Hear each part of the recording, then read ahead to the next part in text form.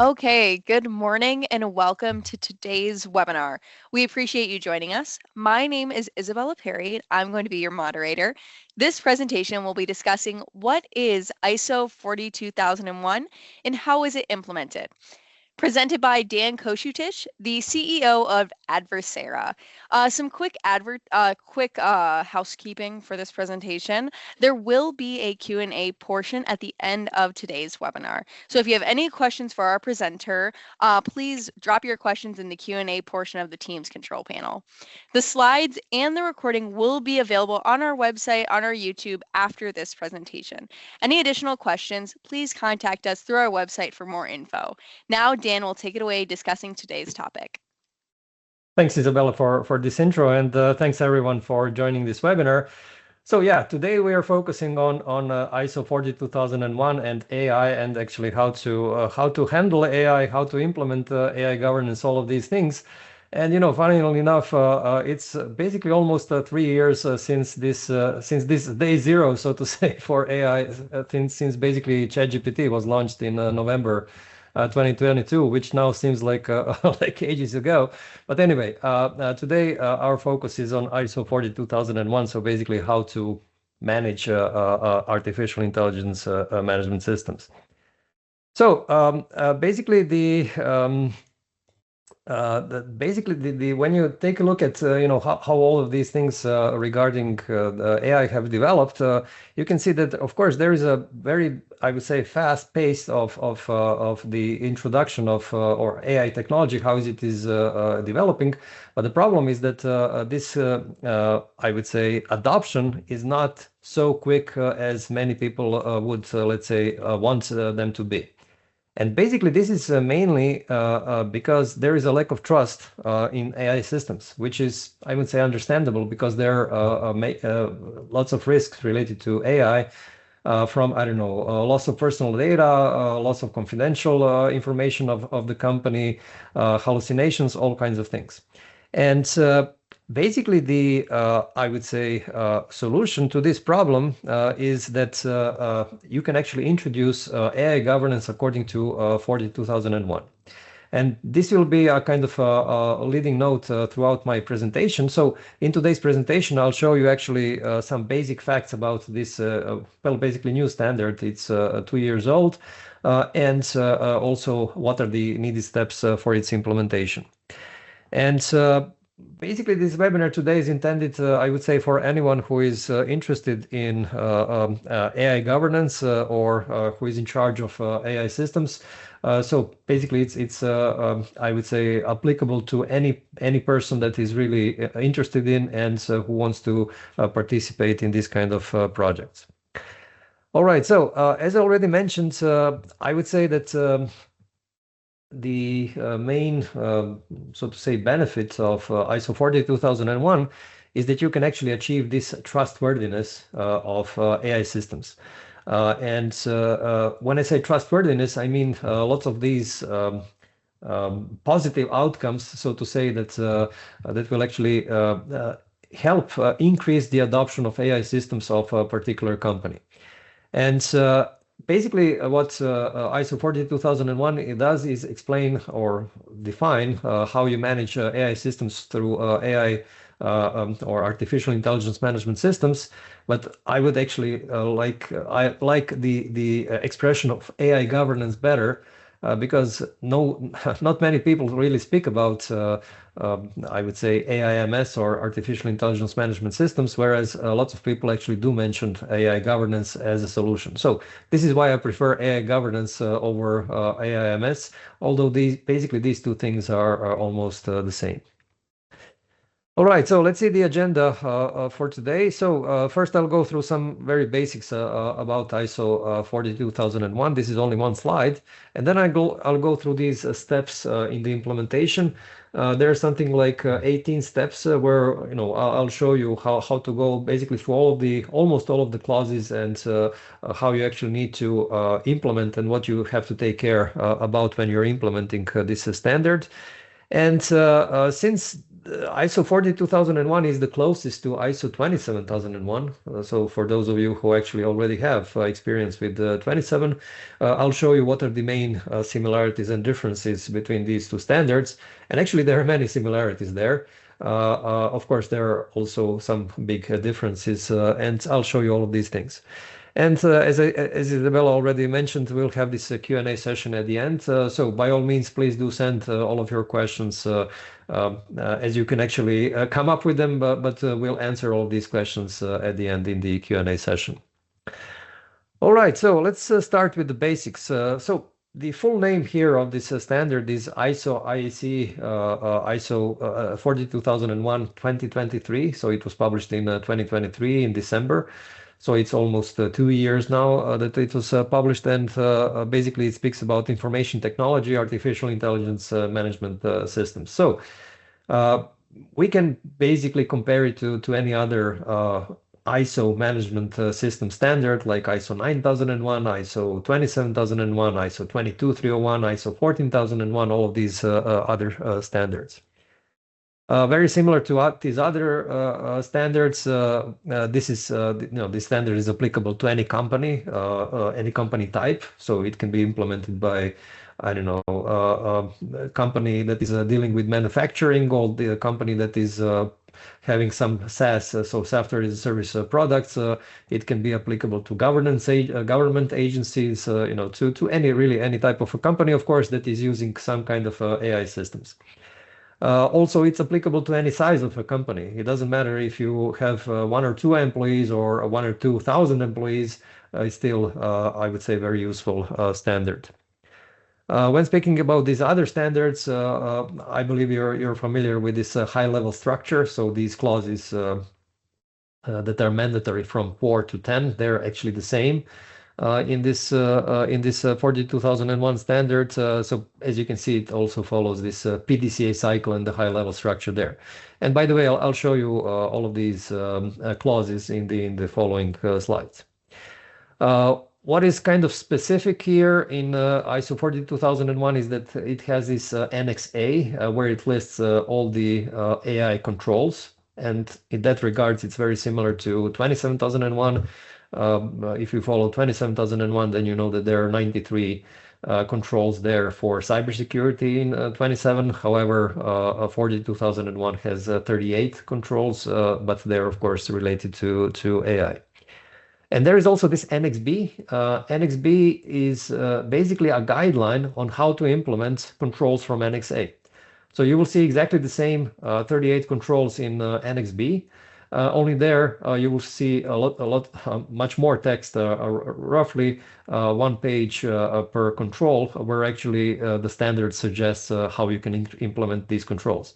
So again, if you're into ISO 27001, then you also know that there is ISO 27002 standard, and this Annex B in 42001 is basically the same thing as is 27002 for ISO 27001. And I would say that when you think about it, the main thing that is happening, so to say, in 42001 is that it enables you to handle AI systems by, on one hand, assessing the risks, and then on the other hand, applying various AI controls to decrease these risks. So in that regards, it's very similar to other ISO standards. Again, most specifically ISO 27001, which is the most, I would say, oriented towards risk management.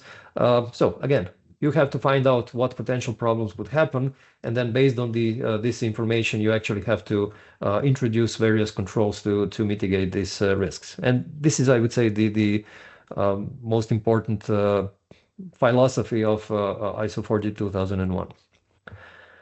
All right, now let's go for these steps that are recommended for the implementation. Of course, these implementation steps are not written in the standard.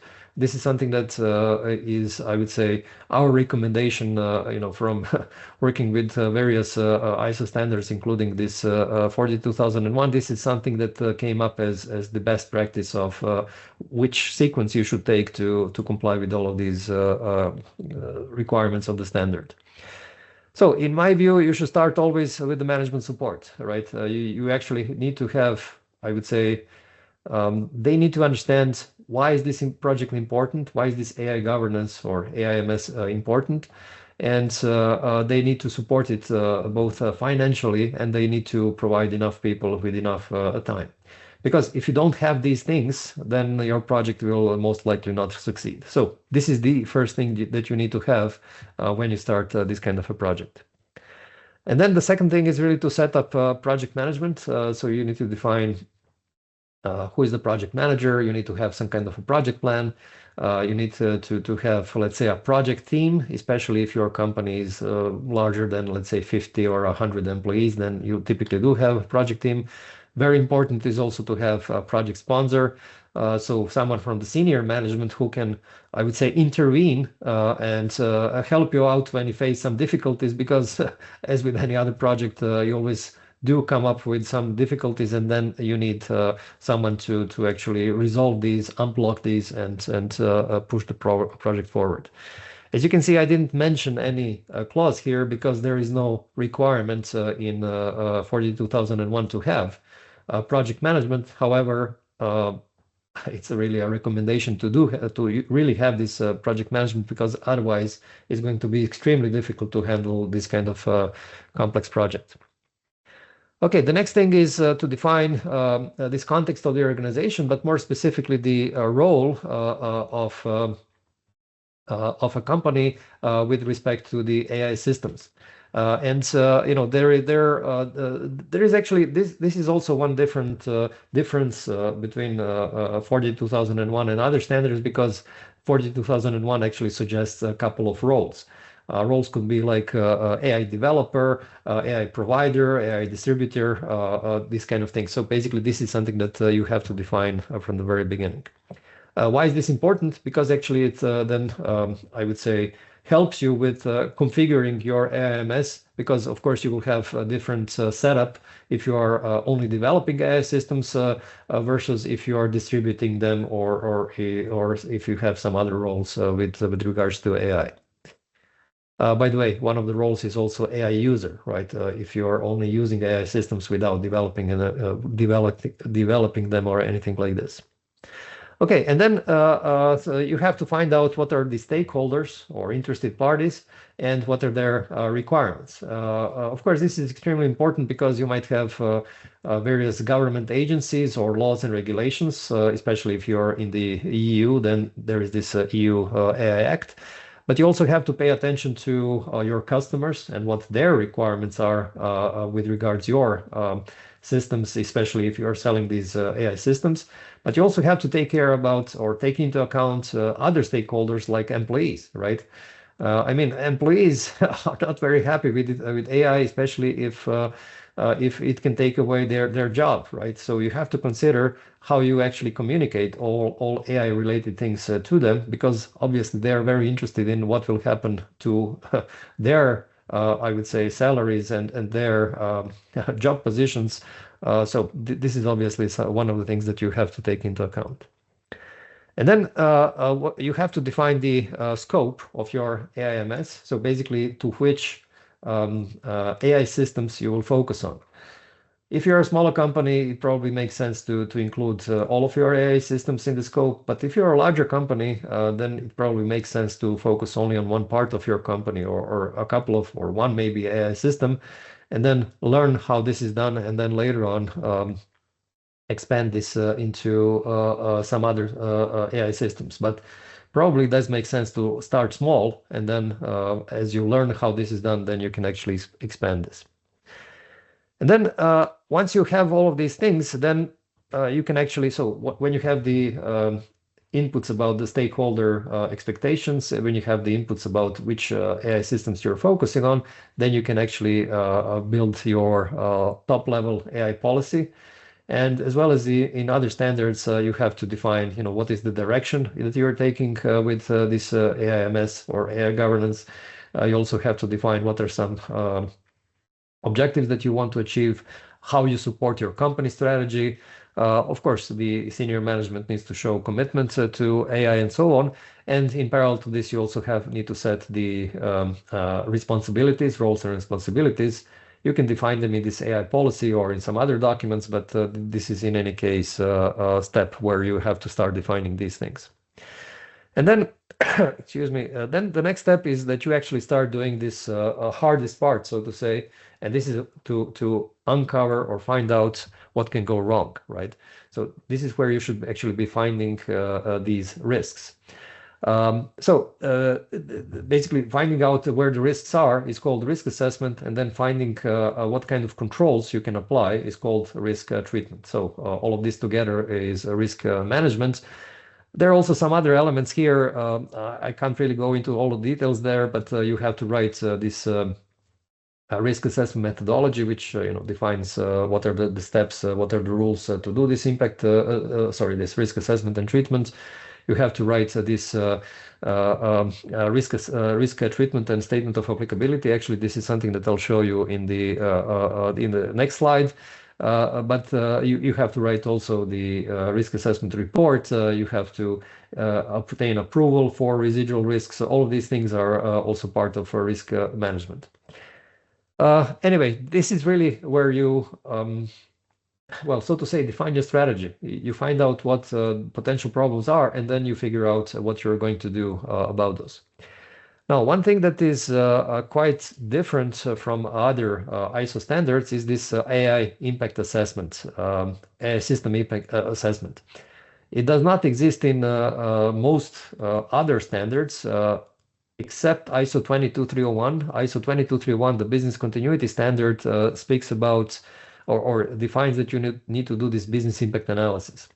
Now, business impact analysis and AI system impact assessment are not the same. They're very different, but the whole notion about making an impact assessment is the same in 42 and 22301.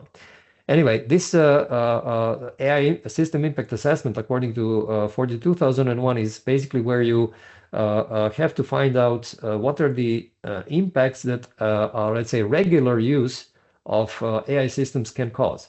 So this is not about assessing risks. So risks are something that could potentially happen in the future, right? Whereas AI system impact assessment is something that will certainly happen in the future. And you actually have to figure out, if by regular use or regular misuse of AI systems, how does this impact, the individuals? How does this even impact societies? So this is something that is the focus of this step about AI system impact assessment. And then when you go to the next step, this is where you have to write a statement of applicability. So the concept here is exactly the same as in 27001. So you have to write a document which is called Statement of Applicability, and where we list all of the 38 controls from the NXA. And then for each of them, you define which of these are applicable for your company, which of them are not applicable. And then you also can define for each of these, what are the implementation methods, what is the status, and so on. So ultimately, I would say the purpose of this statement of applicability is that you have a very clear overview of what you're going to do in your company with regards to AI controls. Or in other words, you can say that this document shows your AI profile, so to say. It shows very clearly, what exactly you are doing in your company with regards to AI. Okay, then the next step is this risk treatment plan. Again, as in 27001, this plan is where you explain how you're going to implement all of these controls. So you define what are the deadlines, what are the responsibilities for implementation of controls, what kind of resources do you need, how do you evaluate if you achieved all of these things that you planned, and so on. So basically, this is this operational or implementation plan or risk treatment plan. And then basically the next step, basically that is usually done before you start implementing controls, is that you start defining these supporting activities. And this is something that is part of Clause 7. As you know, these are resources, training and awareness, communication, control of documents and records or documented information. So uh, it's, I think, a good practice actually to set these things up before you start implementing controls, especially when it comes to, how do you provide resources? I mean, who is approving the resources? Basically, how quickly can you expect to get these resources? Because you might not get all the money right now. You might wait. You might need to wait for, I don't know, next year. These kind of things. When it comes to communication, you need to define who will communicate to whom, through which means. So is this going to be, face-to-face meetings, or I don't know, email, or some kind of other communication, of course. And of course, how are you going to manage documents and records? So all of these things make sense actually to set them up upfront. And I'll come back to the training and awareness in the next slide. Okay, and then basically you start the step that will take longest time, right? This is where you start implementing all the controls that you need to implement. And as I mentioned earlier, this is where you actually see all the controls in Annex A, and then the ones that you selected in the Statement of Applicability, then you start implementing using the guidance in Annex B. Just a word here about Annex B.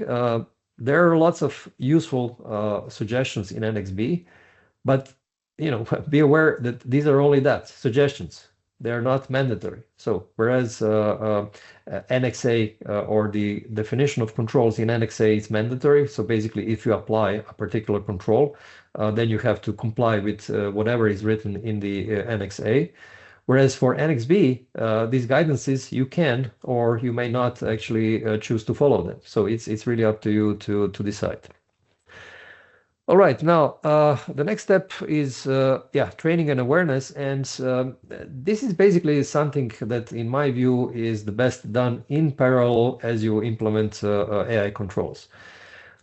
So the point is, it's when you implement, let's say, new policies and procedures. Let's say that you are, I don't know, implementing some kind of a new policy for AI development, right? It's obviously a very important steps, especially if you're developing AI systems. It doesn't make sense really to do too much training before you introduce these policies, but it also doesn't make much sense to introduce too much training long after you introduce these policies. So the point is that the best thing, again, from my experience, is that you do this awareness and training in parallel to actually to introduction of some new policies and procedures that you are publishing. So this is something that will probably bring in the most value and actually help people understand not only why certain things are needed, but also how they need to do them. Especially because AI is such a new thing. There is no kind of established way of doing things. I think this training and awareness is extremely important. And by the way, I also work in cybersecurity governance a lot. And I mean, cybersecurity governance is already here like what, 20, 30 years? I mean, ISO 27001 was published in 2005, so it's already 20 years now. But still, it's still a pretty dynamic area where you still have to learn a lot, right? And this is what, 20 years. Compare this to let's say 3 years of or 2 years of AI. So there's a lot to learn. Okay, anyway, once you put your controls into operation, or when you publish them, then you basically come to this operation phase, operating the AIMS. And basically, this is where you have to embed these policies and procedures, or this AI governance, into everyday activities, right? So this is where you actually start doing exactly the things that you have prescribed through these various rules. And again, from experience, this is something that is people are not very happy that they have to follow all of these policies and procedures. And again, I'm going back to this previous step. You have to explain them why this is needed and how this needs to be done. Since you'll probably go for a certification with a PJR, I mean, the PJR auditor will ask exactly for this. They will ask for evidence that you are that you are operating according to your AI policies and procedures. So this is usually the hardest part for companies to do. Okay, besides doing these things on a regular basis, this clause 8 also requires companies to regularly review a risk assessment, regularly review AI system impact assessment, and so basically update them as needed. And then again, very similar to other ISO management standards, you have to monitor and measure what is happening. So if you are familiar with this PDCA cycle or plan, do, check, and act cycle, this is now the check phase, right? This is where you're actually checking what is happening with your artificial intelligence management system. And this is where you actually start measuring it against the objectives that you have set previously. So you have to monitor your AI systems, you have to measure how they perform, you have to evaluate, analyze how they're doing, and evaluate basically what if this is good enough and if this is what you expected. And then as the next step, you have to perform internal audit. And whereas monitoring and measurement is basically a continuous activity, this is something that you basically do, maybe not every day, but at least once a month, if not more often. When it comes to internal audit, this is what you do periodically, right? If you're a smaller company, you will do this, I don't know, once a year. If you're a larger company, you might do it, I don't know, every quarter or so. But in any case, internal audit is here to, I would say, find out if really everyone in the company is doing what he or she needs to be doing. So it's very important to do this because otherwise the senior management will not have an objective picture of what is happening in a company when it comes to AI systems. Okay, and then the next step is this management review. And this is where you actually have to, where the senior management needs to start participating if they didn't participate before. This is, I would say, the latest step where they really need to participate and where they actually, this is something that is done, again, periodically, at least once a year. But since AI is so, I would say, dynamic area, I would recommend that this is done once a month. So anyway, this is where the senior management needs to take into account several inputs about how these AI systems are functioning. So various reports, internal audit report, but also feedback from interested parties, risk assessment reports, all of these kind of things, and then make some crucial decisions on how they want the AIMS to be improved. So I don't know, perhaps new introducing maybe some new policies, maybe expanding the scope, maybe I don't know, introducing some new roles and responsibilities, approving different budget, all kinds of things. And then I would say as the last step is this corrective actions. So this is where, and by the way, this is not only corrective actions, this is also continual improvement. But for the reason of simplicity, I've written only corrective actions here. So it's where actually you have to introduce a systematic way of how you want to fix problems in a company. So if there are non-conformities, and I mean, every company does have non-conformities, so something goes wrong, simply someone doesn't follow the policies or procedures related to AI. So if this is so, then this is a non-conformity, and then the company has to find out why this is happening. So finding this root cause of a non-conformity, and then eliminate this root cause so that this non-conformity does not happen again. Okay, so basically these are all the 18 steps or so. And yeah, if you go for a certification, then basically these are all the 18 steps that you have to go through. And if you miss any of these steps, most likely you will get a major nonconformity in the certification audit. So make sure that you really cover all of these steps. Again, not necessarily in this order. This is not prescribed by the standards, but from our experience, this is something that shows the best results. All right, so I hope this wasn't too long, but let me now show you how actually, when you compare 42001 with 27001, which again, from my experience, is the closest thing to 42001. So when you compare these two standards clause by clause, let's see what the differences are. Okay, as you know, there is this clause 4 about context of the organization. It has 4 sub-clauses. 4.1, understanding the organization in its context. The difference between 27001 is moderate because 42001 defines that you have to define it requires that you have to define roles with respect to AI systems. Okay, so as I mentioned earlier, you have to define, are you AI developer, distributor, I don't know, user, whatever. So you have to define this as part of your context, as part of defining the context of your organization. Everything else in clause 4.1 is basically the same as in 27001. 4.2 is basically the same. When you read the text of 4.2, there are almost no differences when you compare it to 27001. 4.3, the same thing. Or just to say, I mean, there are some things in 27001 for the scope. According to 27001, you have to define these interfaces and dependencies. There is no mention of these things in 42001, but other than this, almost the same text there. A 4.4 AI management system, again, almost the same as in 27001. You have to set up this artificial intelligence management systems. You have to define the processes and their interactions. Exactly the same thing as in 27001. And by the way, when I say exactly the same, of course, 27001 uses the expressions like information security.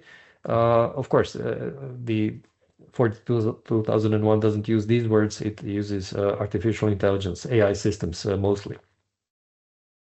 Okay, when it comes to clause 5, leadership, as you probably know, there are 3 sub-clauses. The first one is about commitment, the second one about AI policy, the third one about roles and responsibilities. Again, almost the same things. It's very hard to find differences between clause 5 in these two standards. Okay, when it comes to clause 6, as you can see, I listed here the details of clause 6. So 6.1.1 general. In 42001, it's much more lengthy than it is in in 27001. So 27001 clause, this subclause 611, it's about, I think, third of a page, maybe half of a page, whereas in 42001, it's a full page. So there are many more requirements, but if you ask me, is there any use of this longer? I mean, and what is kind of useful in this longer text? I wouldn't actually be able to tell you anything. So it's like, I don't know, some general things there that are not sure if they can be used in practice. So it's up to you to judge on your own, but my kind of feedback here for 6.1.1, I'm not very not very happy about this longer version.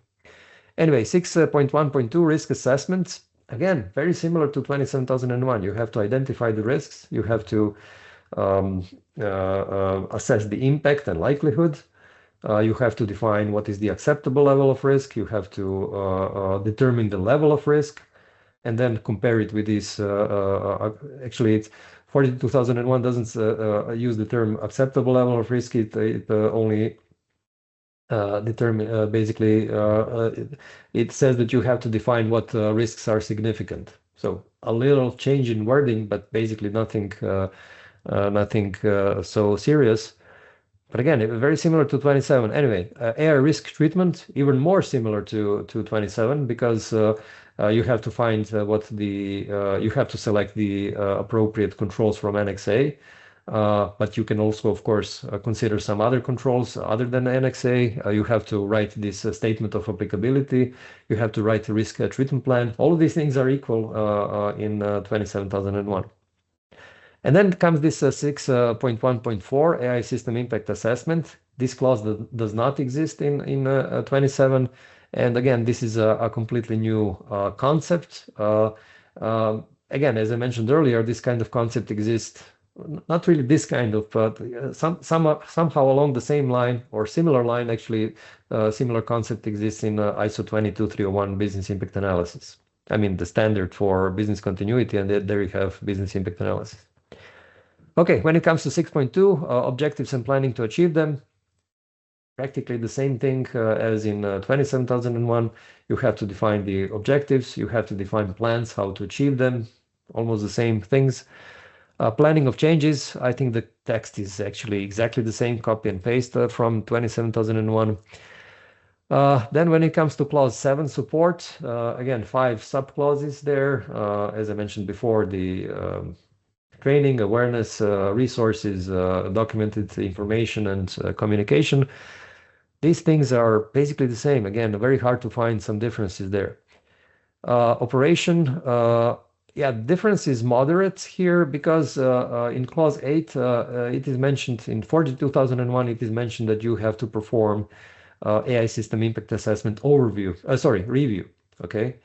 So this is what's different in 42001. All the other things, like, operating the AIMS, implementing all the controls, reviewing the risk assessment and treatment, taking care of outsourced activities, all this is really the same in both of these standards. And then performance evaluation. Again, there are three sub-clauses. First one about monitoring and measurement, second one about internal audit, third about management review. Again, almost the same thing there. It's very hard to find some differences between these two standards. The same thing for 10 improvement. So two sub-clauses, 10.1 about continual improvement, 10.2 about corrective actions. It's very, very hard to find anything different there.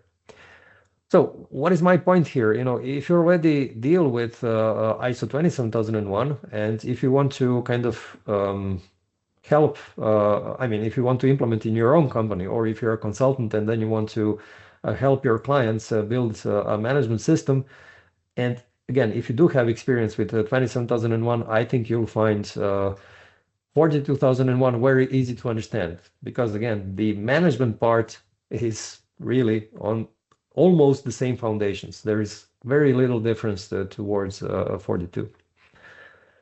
Okay, what is very different, of course, are the controls, right? So the controls that are listed in 42001, these 38 controls, I'm just trying to run them through my head, but I don't think that any of these controls is anywhere similar to 27001.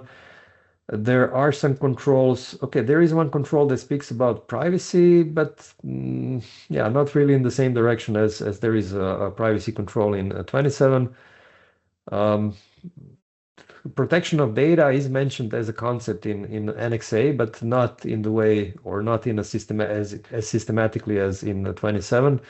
So again, it's basically, these controls are very, very different set of controls from 27. Which also brings me to another point. I'm not sure if you can really merge the policies and procedures for controls between AI and cybersecurity. So we'll see how this plays out in majority of implementations, but I feel that it might be actually better to have separate documents for implementation of controls.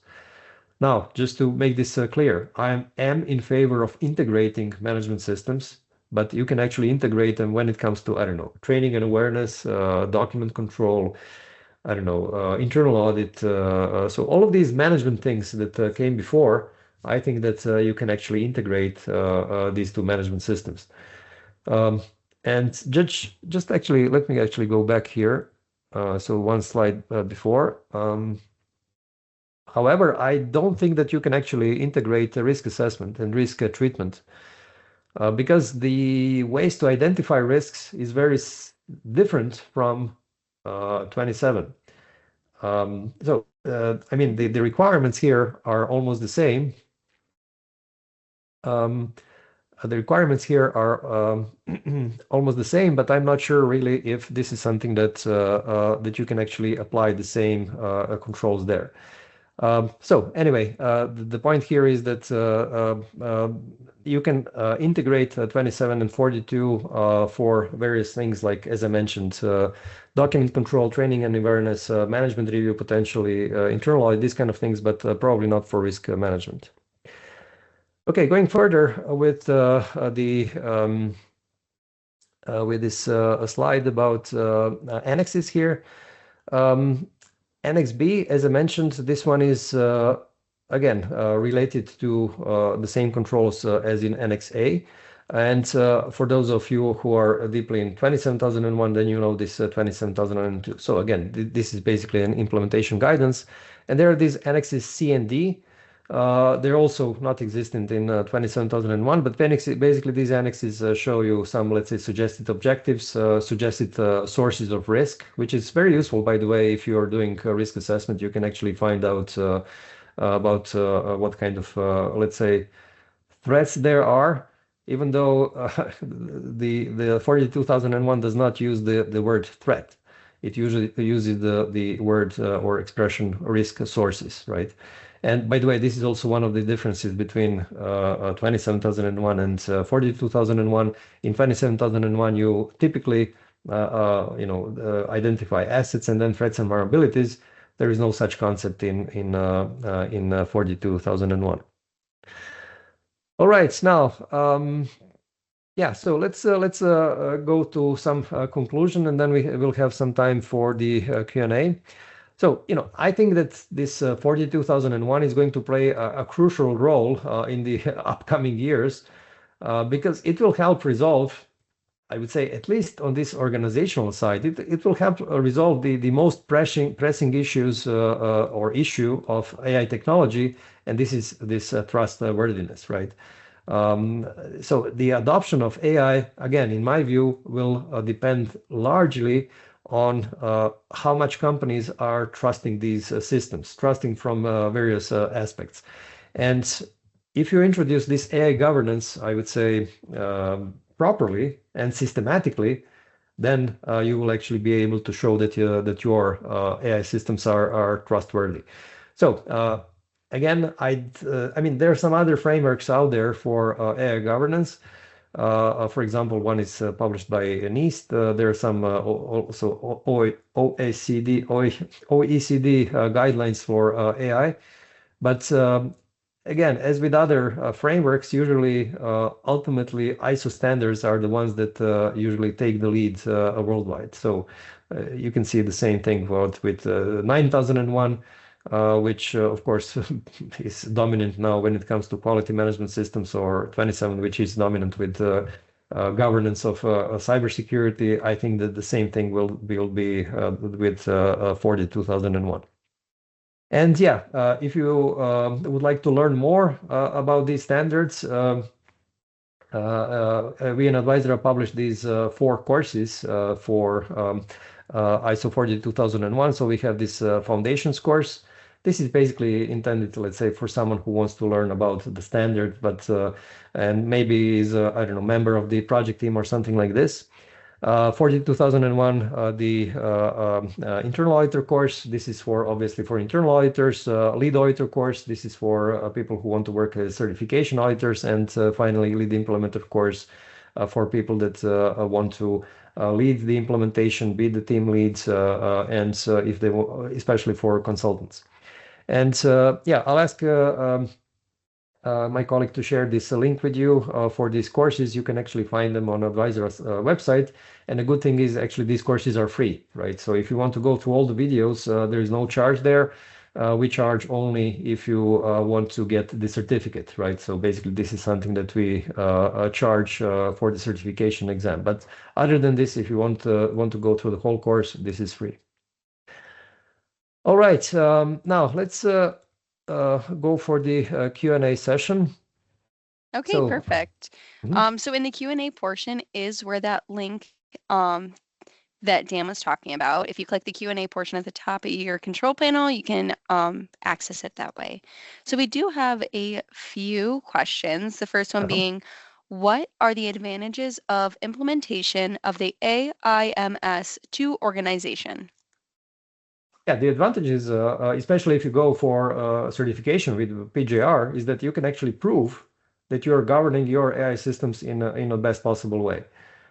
Similar to any other standards, if you go for 27001, you're basically proving to your customers, to your, I don't know, whoever you want to impress, you're proving that your systems, IT systems are secure. Same thing here with AI systems. So if you have a customer and this customer is reluctant to use let's say your AI powered products, and then you basically want to give them assurance that you are doing the right thing, then you basically go and certify against the ISO 42001. Okay, this next one I am able to answer. So it just says, will attendees get a copy of the presentation, link to the webinar recording, and link to the ISO 42001 courses? So the courses, that link is available in the Q&A portion, like I had mentioned. The presentation and a link to the recording will be on the website, the PGR UK website. You'll be able to access it there or on our YouTube channel. All of that will go up within a day or two. If not, you're more than welcome to email us at that email to see if there's any delay on that or whatnot. But in the next few days, the presentation recording and the presentation will be on our website. Another question here. Okay, how quickly do you expect 42001 to be mandated in mass by organizations that deal with AI? I don't think it will be mandated. Okay, again, viewing from a 27,001 perspective, it's already 20 years in place. It's still not mandatory, or to be more precise, it's for majority of industries and companies, it's still not mandatory. I do know a couple of cases. For example, in my home country, ISO 27001 is mandatory for telecom companies. Okay, fine, but it's still a very small percentage of companies there. So to answer the question, I do not think that ISO 42001 will become mandatory by law. But what we will see certainly much more in the future is that customers, I mean, especially if you're a B2B company, then your customers will start to demand that you do have ISO 42001 if you want to sell them any AI-powered products. So I would say that the demand will be coming not from laws and regulations, but from customers who will require this kind of certification. The next question, which I should be able to answer this one, is can we get a certificate for this webinar? Unfortunately, we do not offer certificates for the webinars, but any courses you take, you should get a certificate for it when you complete the course. Okay. Any other questions? We'll allow five-ish more minutes if you guys have any more questions. Mm-hmm.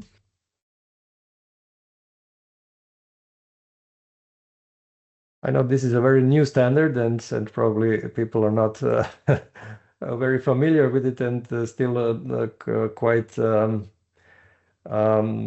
of. But I guess that lots of dilemmas will come out regarding the standard, especially in the area of how to identify risks. Not so much in how to treat them. I think this part will be more straightforward because Annex A and B are here. But also how to do this AI system impact assessment. I know when we started with ISO 22301 business continuity standard, it also took some time before this business impact analysis started to kind of take shape, and when the best practice actually was more or less established. So we'll certainly have to. I mean, we'll certainly have to wait some time before actually all of these questions emerge. By the way, what I didn't mention during the presentation, there are other very useful standards related to AI. There is this ISO 42005. This is a standard actually that explains how you do this. Sorry, not business, but AI system impact assessment, right? So if you want to focus specifically on AI system impact assessment, then this 42005 is a good one. There is also one very good standard which explains the basic concepts and the basic concepts and terminology. And this is, I believe, ISO 22989. I might have missed one number there, but basically this is the basic standard. And if you want to learn like the basics, what are the components of AI system, all of these terminologies that are used for AI, it's all there. And you can also learn about AI system life cycle, very useful info there. And there is also another standard, 23,000 something. I don't know exactly the number by heart, but which is about risk management for AI. Also very, very useful standard if you have time and to read it through. So these standards are quite lengthy. It took me a couple of days to read all of them, but it's very useful if you want to dig deeper. We do have someone who's asking us if we'd be able to do a webinar on risk assessment in the future. Yeah, it's yeah, certainly. Yeah, it's always a very good topic. I'm doing also these webinars for 27,001 risk assessment, and it's always a very successful webinar. Lots of attendees, lots of questions. So yes, we certainly come up with something and explain not only risk assessment but also this AI system impact assessment. So perhaps two separate webinars or maybe one. Okay, we'll have to see, but yeah, definitely good idea. Thanks. And then no other questions at this time. Okay, great. Yeah, so if this is all, thank you very much for attending. I hope this was useful. And as I mentioned, this webinar today was too short, kind of, to go into all the details of 42001 clauses and implementation steps. But again, you can take a look at these courses if you want to dig deeper. And yeah, this would be all. Thank you very much, and I hope you have enjoyed this webinar. Have a nice day.